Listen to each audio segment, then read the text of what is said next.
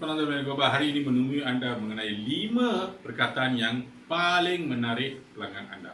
Anda pasti menggemari perkongsian pengetahuan ini. Hari ini dengan 5 perkataan yang menyengat, yang boleh mengawal cara pemikiran mereka. Jika cara pemikiran mereka boleh diolah, maka keputusan boleh memihak kepada kita.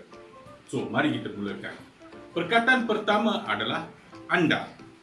Ya, anda. Kamu, tuan, encik atau cik. Kita ajukan kepada yang dituju.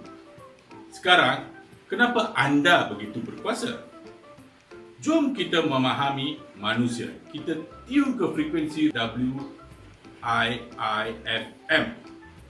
Manusia sentiasa mahukan sesuatu apapun untuk diri mereka sendiri. Mereka tidak mahu membuat sesuatu yang banyak, memikirkan untuk dapat sesuatu. Sentiasa diri sendiri. WIIFM. What is in for me? Kita mementingkan diri sendiri. Ya, siapa tidak? Perlu kita memberi sedikit masa, memberi perhatian. Kalau saya bagi masa dan perhatian, apa saya dapat? WIIFM. What is it in for me? Jadi, bila kita kata ianya adalah anda dan secara spontan mereka sedia untuk mendengar kerana masa dan perhatian untuk diri sendiri, bukan orang lain. Perkataan anda, encik, tuan atau cik juga menyebabkan kita berpaling dan menyahut panggilan semasa di jalan raya ataupun di pasar raya. Apabila dipanggil cik, kita berpaling dan melihat siapa yang memanggil kita. Itulah kekuasaan perkataan ini. Jadi dalam pemasaran atau jualan langsung satu dengan satu, apabila digunakan kata nama ganti kedua ni, bila mana kita tujukan orang di hadapan itu sebagai contoh atau puji-pujian, mereka maklum balas. Pergunakan banyak anda, encik, tuan, cik.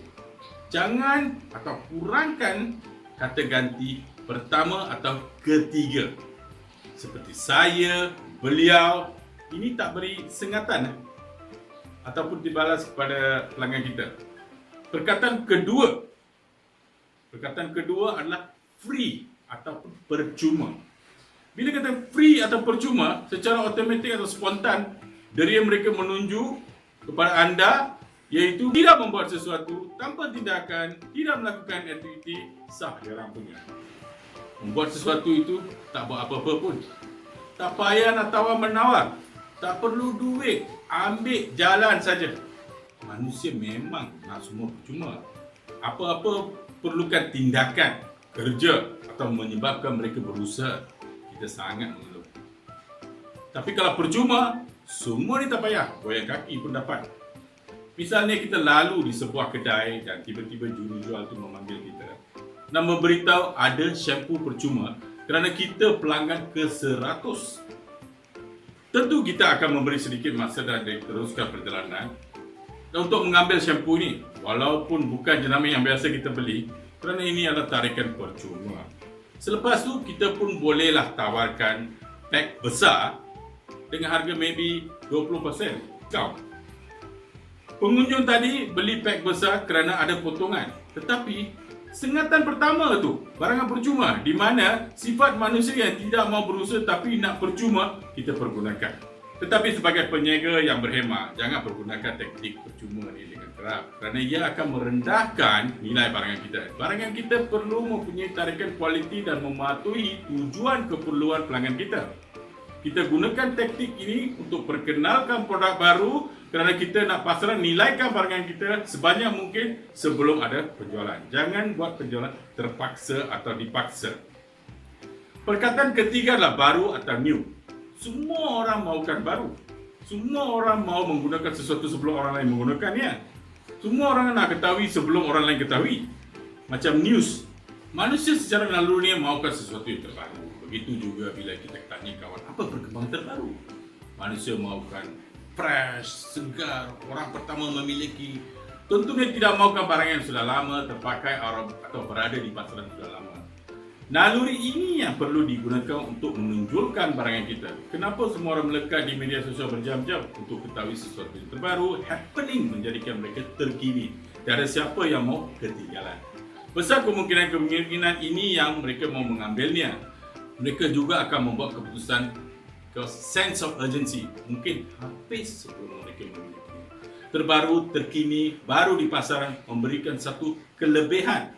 Bukan sesuatu yang sama, ianya berbeza, lantas membawa imej canggih.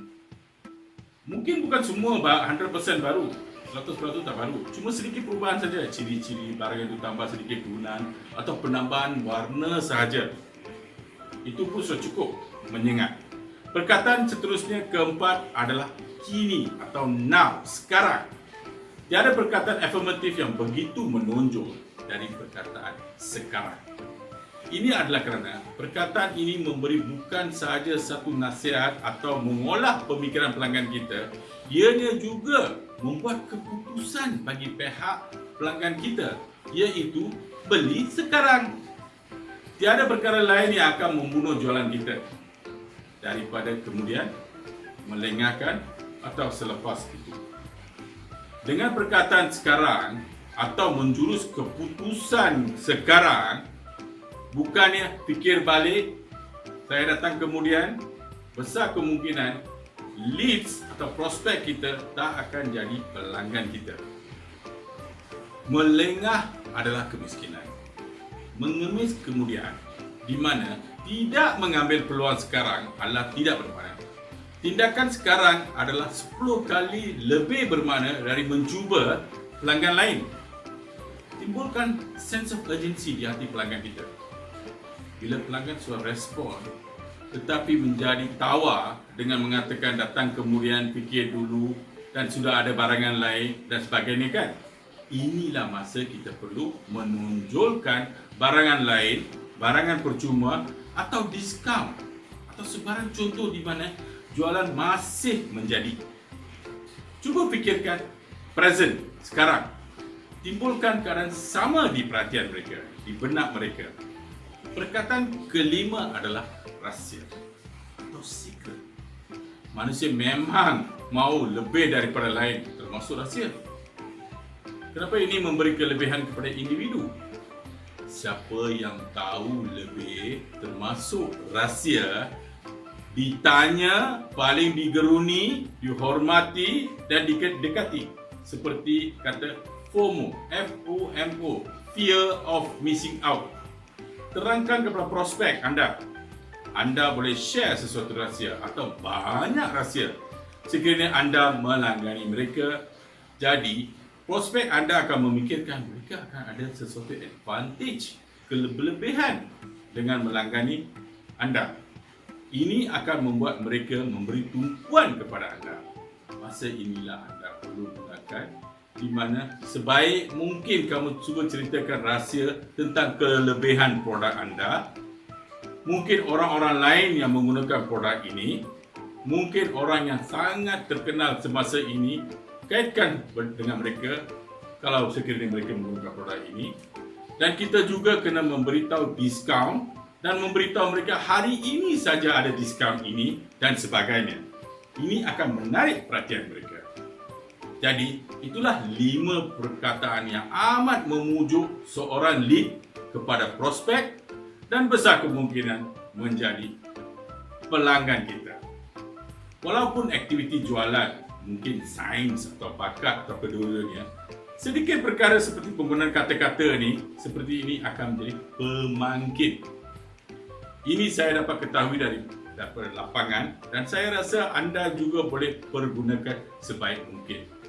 Harap anda dapat bermanfaat daripada perkongsian ini. Manfaat ini kalau boleh share, kongsi dengan orang lain supaya sama-sama kita maju di lapangan. Saya juga berharap anda dapat subscribe channel saya di bawah. Seramai 90% yang melihat channel saya tidak subscribe. Tolong hargai video ini dan subscribe. Terima kasih.